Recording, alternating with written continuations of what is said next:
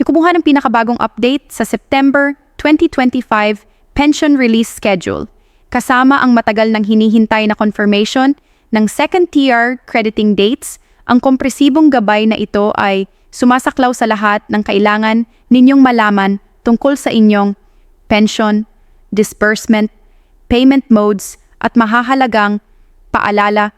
Kumusta, mahal naming mga kababayan?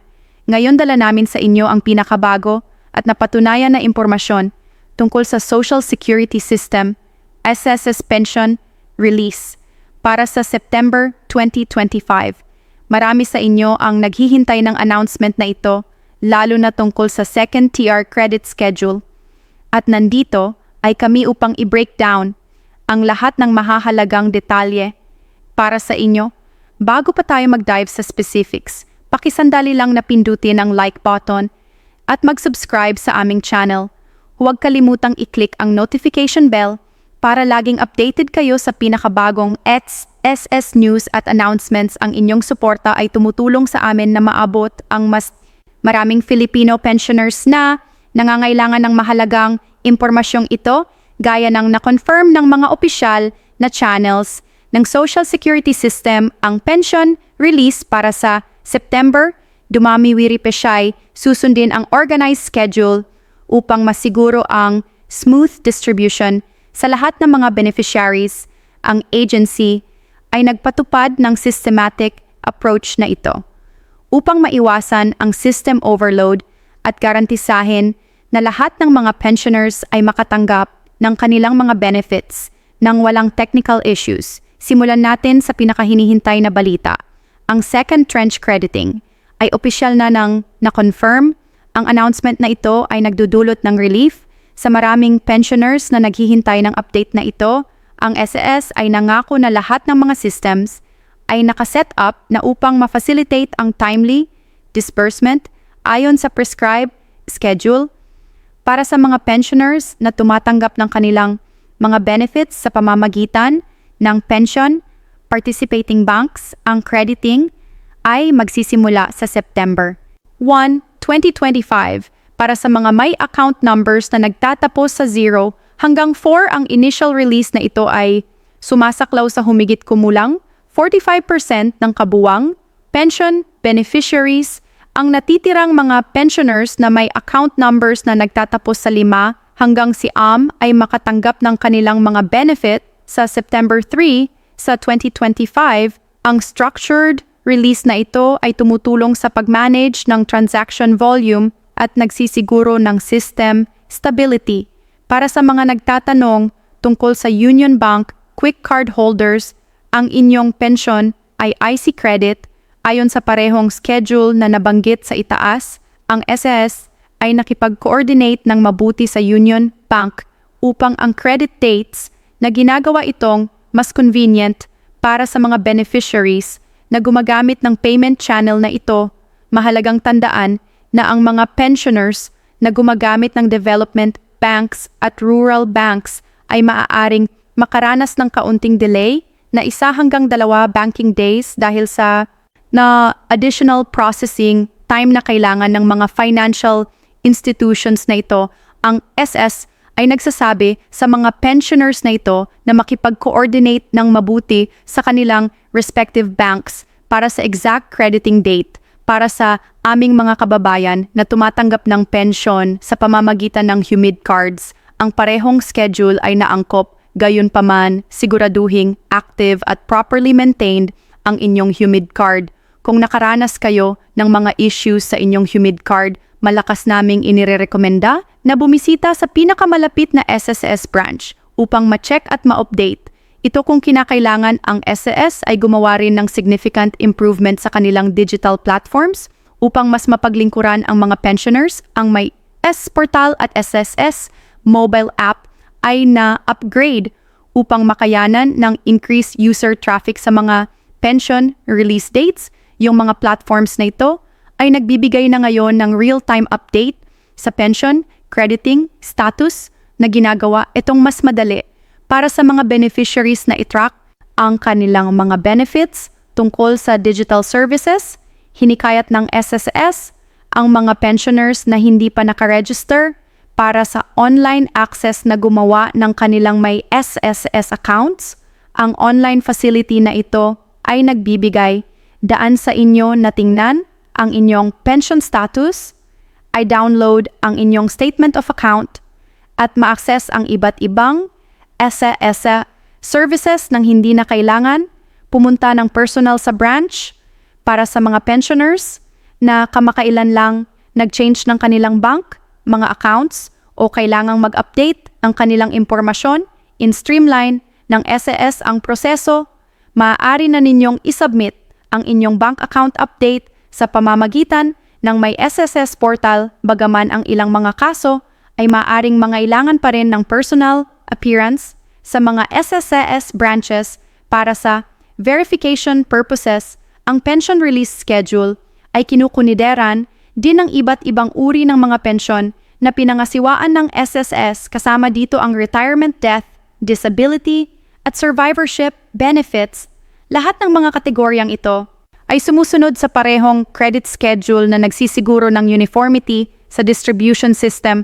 Pakinggan natin ang isang common concern sa mga pensioners, ang Pension Loan Program, PLP, para sa mga may active pension loans. Yan ba, regular monthly amortization ay automatikong mababawas sa inyong pension bago ay credit. Ang SSS ay nagsisiguro na ang deduction process ay transparent at maaari ninyong i-verify ang competition sa pamamagitan ng inyong may SSS account. Ay isa pang mahalagang paalala para sa lahat, ang pensioners ay ang Annual Confirmation of Pensioners, ACOP requirement, habang pansamantalang nasuspend ng SSS ang ACOP requirement noong pandemic. Muling na-reinstate na nila ito ngayon na may ilang mga modifications. Siguraduhing sumunod kayo sa ACOP requirements upang maiwasan ang anumang interruption sa inyong pension benefits. Alingkas ay nag-enhance din ng kanilang communication channels upang mas mapaglingkuran ng mga pensioners. Ang kanilang hotline services ay na-expand at nag-offer na sila ng support sa pamamagitan ng iba't ibang social media platforms. Kung makakaranas kayo ng mga issues sa inyong pension crediting, maaari kayong makipag-ugnayan sa SSS sa pamamagitan ng mga channels na ito para sa immediate assistance. Para sa mga pensioners na nakatira sa ibang bansa, nakipag-coordinate ang SSS sa mga international banks at remittance partners upang masiguro ang timely delivery ng mga benefits. Ang over-suspension release ay sumusunod sa parehong schedule, bagaman ang actual availability ay maaaring mag-vary depende sa processing time ng receive ang bank at sa time zone difference. Ang agency ay nagpatupad din ng additional security measures upang protektahan ang mga pensioners mula sa fraudulent activities. Laging tandaan na ang mga legitimate SSS representatives ay hindi hihiling ang inyong personal information o bank details sa pamamagitan ng unofficial channels. Maging maingat at i-report ang anumang suspicious activities sa SSS Anti-Fraud Department. Nauunawaan namin na ang ilang mga pensioners ay may mga concerns tungkol sa contribution ng inflation sa kanilang pension benefits. Ang SS ay regular na nire-review ang pension values at nagpapatupad ng mga adjustments. Kapag na-authorize ng batas, anumang updates or changes sa pension amounts ay maayos na i-communicate sa pamamagitan ng mga opisyal na channels. Para sa mga tumutulong sa mga matandang pensioners, ang SSS ay gumawa ng Special Assistance Program. Kasama dito ang priority lane sa mga SS branches at dedicated support staff na tumutulong sa mga senior citizen sa kanilang mga transactions. Laging tignan kung ang inyong matandang miyembro ng pamilya ay nangangailangan ng assistance sa pag-monitor ng kanilang pension crediting. Ang SS ay patuloy na pinapabuti ang kanilang mga serbisyo. Batay sa feedback ng mga pensioners, nagtayo sila ng dedicated feedback mechanism kung saan maaaring ibahagi ng mga pensioners ang kanilang mga experiences at suggestions. Tumutulong ay ito sa an agency na i-identify ang mga areas para sa improvement at magpatupad ng mga kinakailangang changes upang mas mapaglingkuran ang pensyon community sa hinaharap. ang SSS ay bumubuo ng mga bagong features upang gawing mas convenient ang pensyon, monitoring, kasama dito ang SMS, notifications, para sa successful pension, crediting, at simplified process para sa annual compliance requirements. Ang mga improvements na ito ay inaasahan na maglalabas sa mga susunod na buwan. Tandaan na ang pension release schedule ay dinisenyo upang masiguro ang efficient distribution habang pinapanatili ang system stability, habang ang ilang mga pensioners ay mas gusto sana na makatanggap ng kanilang mga benefits ng mas maaga. Ang structured release ay nag-prevent ng mga technical issues na maaaring magdulot ng mas mahabang delays para sa mga pensioners na may multiple SS claims tulad ng pagtanggap ng retirement at death benefits. Lahat ng mga benefits ay credit ayon sa schedule patay sa inyong account. Number, ang synchronized release na ito ay nagpapasimple sa pag-monitor ng inyong pension benefits. Pinaremind din ng SS ang mga pensioners tungkol sa kahalagahan ng pag-update ng kanilang contact information. Nagsisiguro ito na makatanggap kayo ng mahahalagang announcements at notifications tungkol sa inyong pensyon. Maaari ninyong i-update ang inyong contact details sa pamamagitan ng My SS Portal o sa pagbisita sa anumang SSS branch sa kaso ng anumang technical issues. Sa panahon ng pension crediting period, ang SSS ay naghanda ng contingency measures.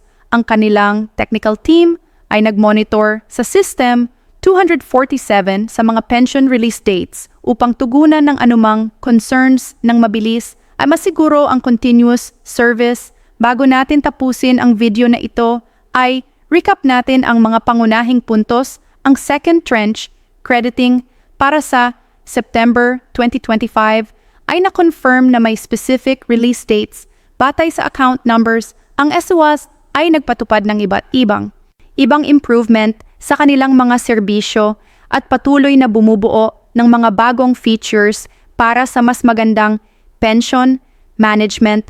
Umaasa kami na ang comprehensive update na ito ay tumutulong sa inyong mas maunawaan ang September 2025 pension release schedule. Wala kalimutang i-share ang video na ito sa ibang mga pensioners na maaaring mangailangan ng impormasyong ito.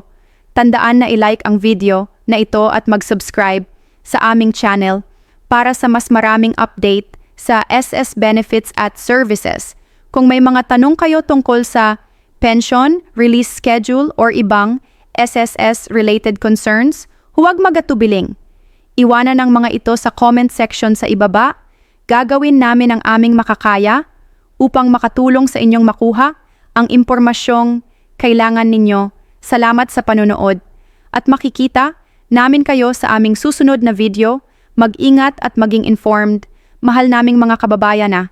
Huwag kalimang i-like ang video na ito at pindutin ang subscribe button upang maging updated sa pinakabagong SSS news at announcements. I-click ang notification bell upang hindi kayo mamimiss sa aming mga uploads. I-share ang video na ito sa inyong kapwa pensioners upang makatulong na kumalat ang mahalagang impormasyong ito. Mag-drop ng inyong mga tanong sa comments sa ibaba at tulungan nating maging informed ang isa't isa tungkol sa mga SSS updates.